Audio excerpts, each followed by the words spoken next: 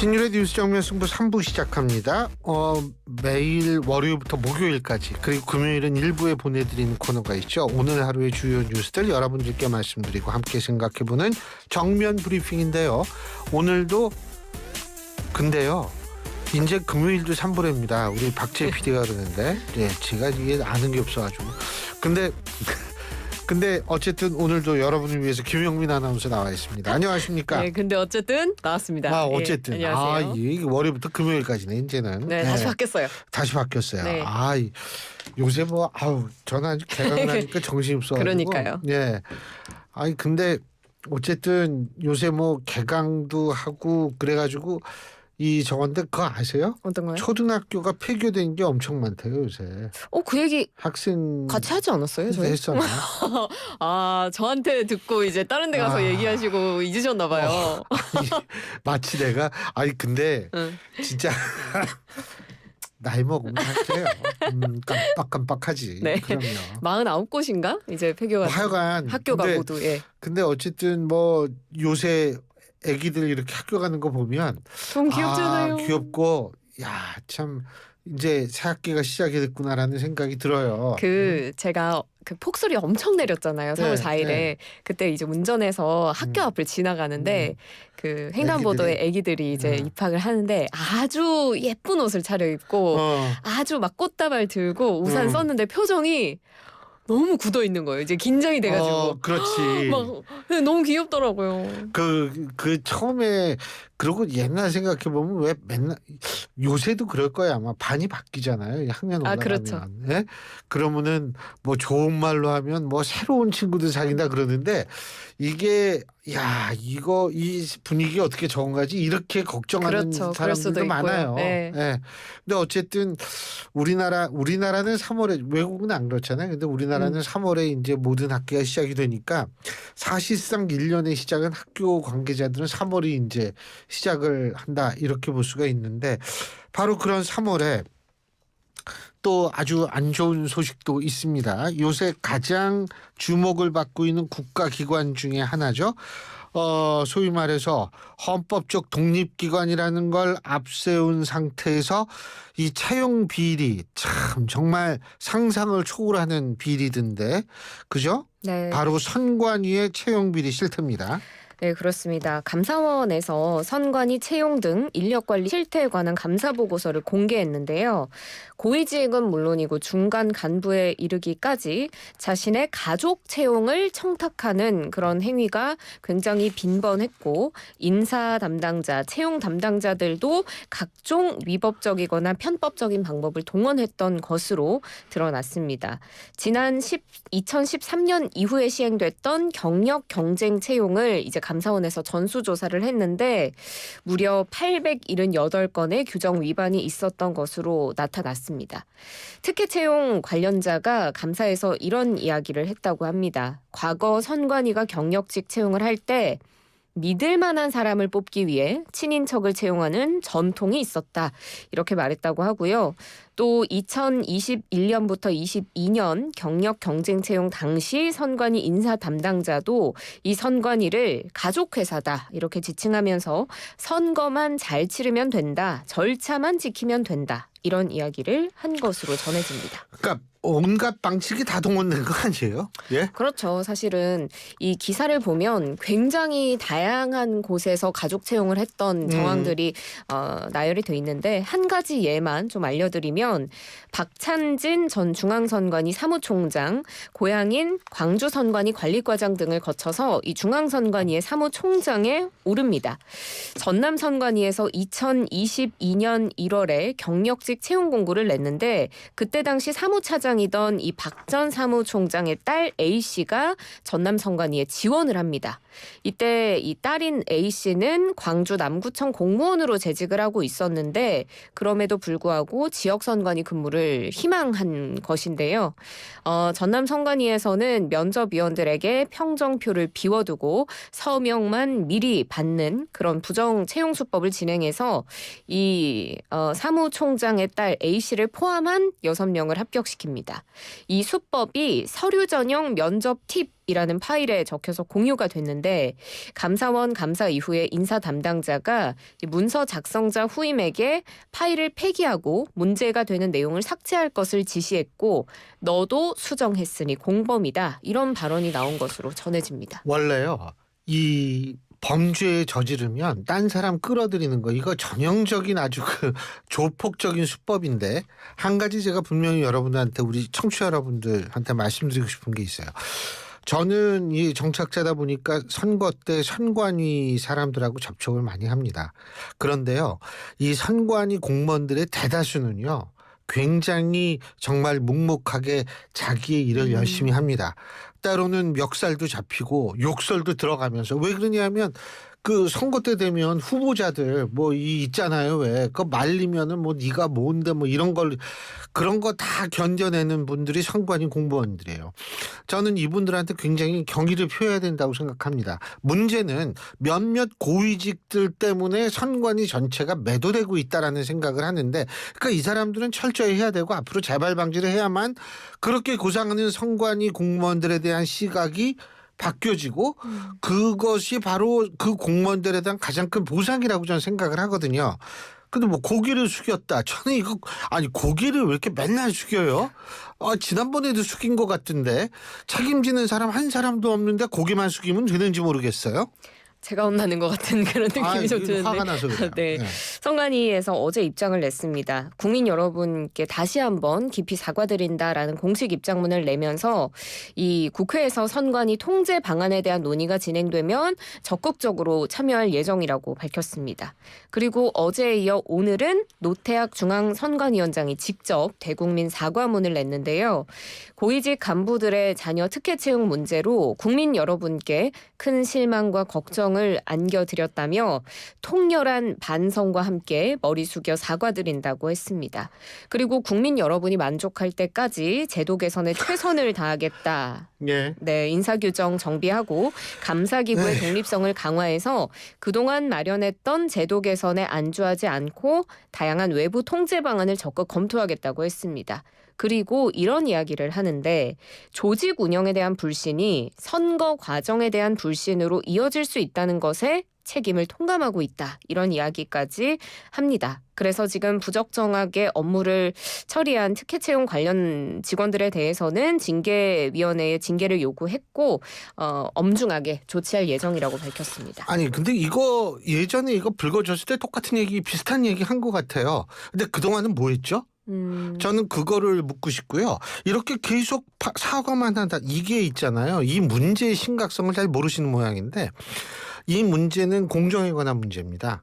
이것은 젊은이들이 예를 들면 선관위 공무원을 꿈꾸는 수많은 젊은이들이 영문도 모른 채 자신의 꿈을 접거나 자신의 인생의 진로를 바꿀 수밖에 없게 만든 사건이 바로 이런 문제거든요.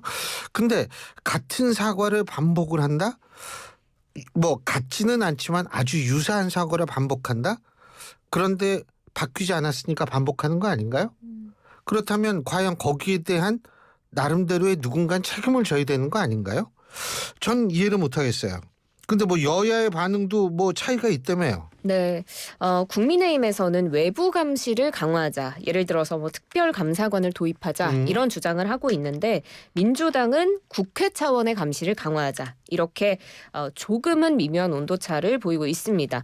권성동 국민의힘 원내대표는 선관위가 만시지탄이지만 지금이라도 본인들이 비판을 의식하고 있구나라는 점을 보여줘서 다행이다 이렇게 밝히면서 어떤 기관이 자정 능력을 상실하면 제3의 기관, 즉 외부적인 감시가 들어가서 외과적인 수술을 하는 게 그 조직의 건강성 회복을 위해서 정말 필요하다라고 이야기를 했습니다. 반면에 민주당 입장을 보면 조승래 수석 대변인은 민주당은 국회 차원에서 감시하고 견제해서 국민의 신뢰를 회복할 수 있도록 실효성 있는 대책을 마련하겠다 이렇게 이야기를 합니다. 민주당 내에서는 이런 목소리도 있습니다. 윤종군 원내대변인은 국민의힘의 저런 외부 감시를 강화하자라는 주장이 부정선거, 선관위에 대한 국민적인 불신 등을 강화하기 위한 나쁜 정략적 의도라는 의심을 지울 수가 없다. 이렇게 지적하기도 했습니다. 어쨌든 정치권은 제가 볼 때는 이 문제는 공정에 관한 문제라는 시각을 가지고 접근해야만 합니다. 했으면 좋겠다는 얘기가 아닙니다. 해야만 하고요. 이 문제를 어떻게 접근하느냐에 따라서 사실은 이 젊은이들의 좌절 지수를 높일 수도 있고 저는 다독일 수도 있다라고 생각합니다. 본인들이 그거는 선택의 길이라고 생각을 하는데 어떤 선택을 할지 저희가 똑똑히 지켜보겠습니다.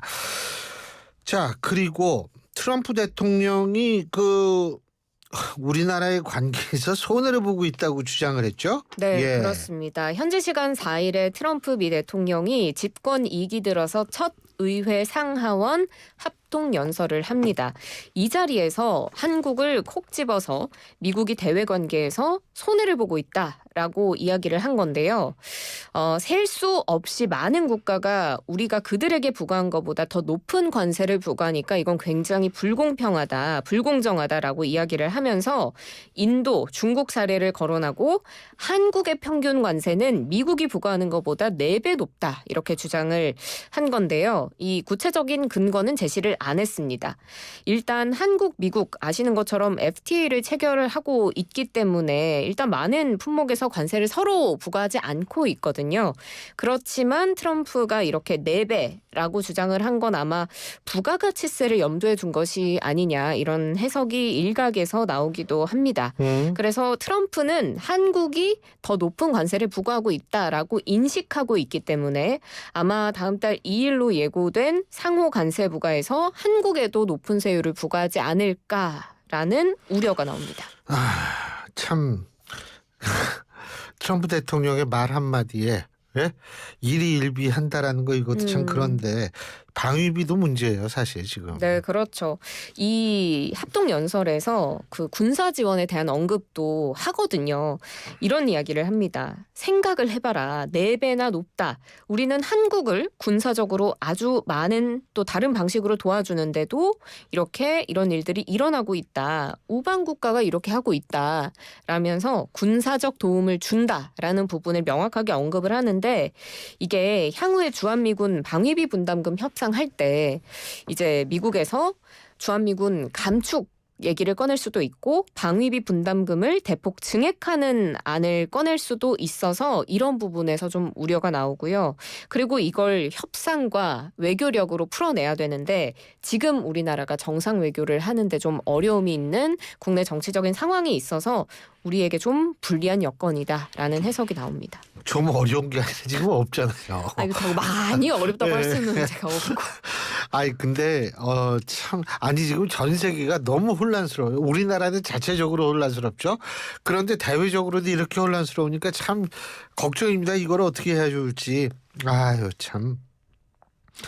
그리고 참 제가 이 옛날 얘기 한번 한다면 제가 민방위까지 다 끝나고 나서 이 민방위 훈련 받는 연령이 확 올라갔어요. 진짜요? 그러니까 45까지 했는데 옛날에는 네. 40으로 줄더라고요. 내가 끝나니까. 그런데 도대체 왜 그런지 모르지만 이번에 또 그렇게 될 것 같아요. 좀 있으면 지하철은 좀 그냥 타나 이런 생각을 했는데 이걸 또 연령을 올린다는 얘기가 있는 모양이에요. 일단 그런 여론이 있다. 여론이 있다. 이 정도로 정리가 될 것 같아요. 예. 서울 시민 10명 중 6명, 과반 이상이 지금 지하철 무임승차 연령인 65세 이 나이의 기준을 상향해야 한다라고 생각을 하고 있다고 합니다. 예. 서울시의회 윤영희 의원이 오늘 서울시 도시철도 노인 무임승차 현황 및 개선에 대한 토론회에서 설문조사 결과를 발표를 했는데 응답자의 71%는 노인의 기준 연령에 대해서 만 70세 이상이 적합하다 이렇게 밝혔고 18%는 더 높게 75세 이상이 노인으로 적합하다. 8%는 아니다. 만 80세 이상이 노인으로 적합하다. 이렇게 답변을 한 것으로 이야기를 합니다. 그리고 지하철 무임승차 제도 연령 상한에 대해서 64%가 찬성을 했는데요. 이렇게 연령을 올리는 것을 찬성한 이유에 대해서는 미래 세대의 부담이 커진다가 제일 컸고요. 사회적 인식 변화, 그리고 지하철 없는 곳에 도시 노인들과의 차별이 발생할 수 있다. 이런 것도 주요 요인으로 꼽혔습니다. 뭐 다 맞는 얘기죠. 맞는 얘기고 근데 80세 이상이 적절하다. 제가 볼 때 여기 8% 되시는 분들은 네. 굉장히 건강하신 분들이에요. 그게 이게 야 내가 지금 이렇게 건강한데 뭐 80까지는 문제가 없겠지. 그리고 아직 노인이 아닌 분들도 설문에 참여를 근데 또 했으니까. 건강하신 분들이 대부분 이 건강에 자신이 있기 때문에 나는 그렇구나. 80 넘어서 네. 이렇게 생각이 드는데 근데 이게 뭐 하여간 이동권과 관련된 문제고 이게 쉬운 문제는 아니에요. 네, 그렇습니다. 일단 설문 결과를 발표한 윤영희 의원은 70세를 기준으로 해서 단계적으로 상향을 해가면 사회적인 갈등이 좀 줄어들지 않을까 생각한다라고 밝혔고 그 뒤에 토론이 또 이어졌는데 대한노인회 측의 입장을 좀 더 전해드리면 지하철 적자다라고 계속 이야기를 하는데 그 원인은 무임승차가 아니다라고 주장을 합니다. 정년 연장, 연금 개혁, 노인 연령 상향 세 가지가 맞물려서 논의가 되는 만큼 서울시가 나서서 먼저 연령을 올리지 말고 진행 상황을 좀 지켜봐달라라고 이야기를 했고요. 그런데 서울교통공사 측에서는 약간 다른 이야기를 합니다. 작년 기준 무임승차 인원이 전체의 17%가량으로 손실액이 한 해 4천억 원 수준이다. 대책 없는 무임 손실 증가는 구조적인 적자를 만들기 때문에 안전투자 기회를 놓치는 문제로 이어질 수 있다라고 이야기를 했습니다.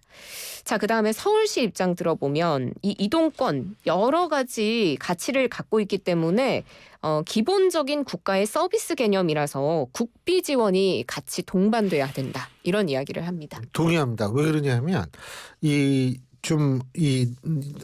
어르신분들이 자꾸 이동을 하고 움직이면 사실은 그게 건강에 굉장히 도움이 돼서 그것도 맞습니다. 사실은 그 의료비라든지 이러한 것들이 훨씬 줄을 수가 있어요. 그러니까 이런 것들도 생각해야 되고 또 한 가지는 뭐냐면 아까 누가 뭐 얘기했다며요. 그 연금하고도 같이 그러니까 정년 대한노인회 측에서 이야기를 정년 했습니다. 부분하고 이 연결이 돼야 된다라는 게 무슨 얘기냐면 이 정년 그러니까 노동을 언제부터 못하게 되지 않습니까? 네. 그러면은 사실 그것도 돈이 이동비 그러니까 지하철 요금 내는 것도 돈이에요. 그렇기 때문에 저는 개인적으로는 이런 종합적인 시각이 좀 필요하다. 그래서 사실은 국가적으로 뭐 우리 건강검진이 참 잘 돼 있어요. 우리나라 독일보다도 잘 돼 있어요. 그건. 저도 곧 봤습니다. 예. 그래요? 네. 독일은 몇 살부터 받는지 아세요? 몇 살부터? 55이요. 그렇군요. 그 전에는 자비로 그냥 해요. 근데 우리나라는 그게 잘 돼 있어요. 근데 그 또 이 지하철 이 무료 이용하는 거 이거는 사실 이 연세 드신 분들의 건강 차원에서도 접근할 필요가 있다.